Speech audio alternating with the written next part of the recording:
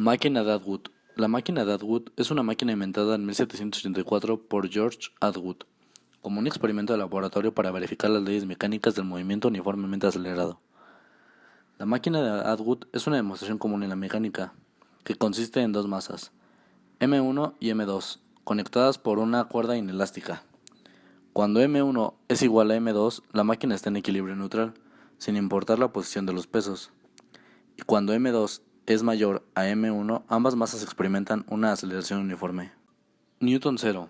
En Newton cero, aplicada a la máquina de Atwood, podemos decir que la masa de los objetos es siempre atraída hacia el centro de la Tierra, siendo de esta manera la ley de la constante gravitacional, donde tendremos a la gravedad como una constante sobre nuestro sistema.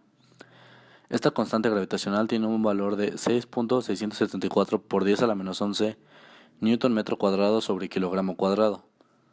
En la máquina de Atwood necesitamos saber el valor de la masa de nuestros objetos para determinar el peso o la fuerza con la que son atraídos por la gravedad de la Tierra. Primera ley de Newton. La primera ley de Newton dicta: un cuerpo se mantendrá en reposo o en velocidad constante hasta que una fuerza sea aplicada sobre él siendo una resultante nula. Esto nos dice que hay un cambio de movimiento. Su fórmula es: la sumatoria de las fuerzas es igual a cero. En nuestro sistema de Atwood podemos ver que la primera ley de Newton aplicada sobre las fuerzas implicadas en un sistema de referencia sobre el eje Y de cada cuerpo que hay, aplicando una fuerza llamada peso. La condición para decir que este sistema está siendo aplicado por la primera ley de Newton sería equivalente a decir que está en reposo, por lo que las fuerzas deberían ser iguales o estar en equilibrio. En la máquina de Atwood, la segunda ley de Newton es más fácil de visualizar cuando sus masas son diferentes, por lo cual podremos ver cómo está más abajo una de la otra. Es importante entender cómo el peso actúa sobre nuestras masas y cómo el diagrama de cuerpo libre nos puede ayudar a referenciarnos para entender mejor la sumatoria de nuestras fuerzas, considerando la tensión como un vector, y también considerando que hay una fuerza de mayor magnitud de una masa, haciendo que el sistema lleve una aceleración a cierto lado. Segunda ley de Newton. La segunda ley menciona que el cambio de movimiento es directamente proporcional a la fuerza aplicada sobre el mismo, siendo la fuerza aplicada al cuerpo proporcional a la aceleración. Su fórmula es: la sumatoria de las fuerzas es igual a la masa por la aceleración.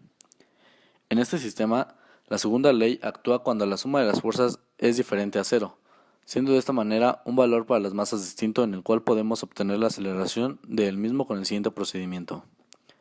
La sumatoria de las fuerzas es igual a la masa por la aceleración. Dividimos el sistema en dos cuerpos. T1 es igual a M1 por G más M1 por A.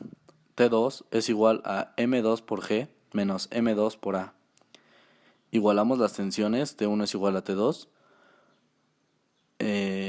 Factorizamos los datos despejando la G y la A de cada ecuación y al final despejamos la aceleración para obtener que A es igual a M2 menos M1 por G entre M1 más M2.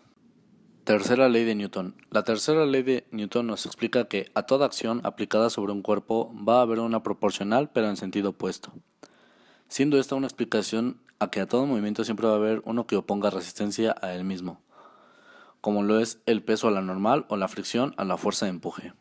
En el caso de nuestro sistema podemos ver que la fuerza opuesta al movimiento del peso de las cajas que cuelgan va a ser la misma que tira de ellas, por lo que se les considera tensión a la fuerza que se le aplica a las cuerdas para que no se rompan.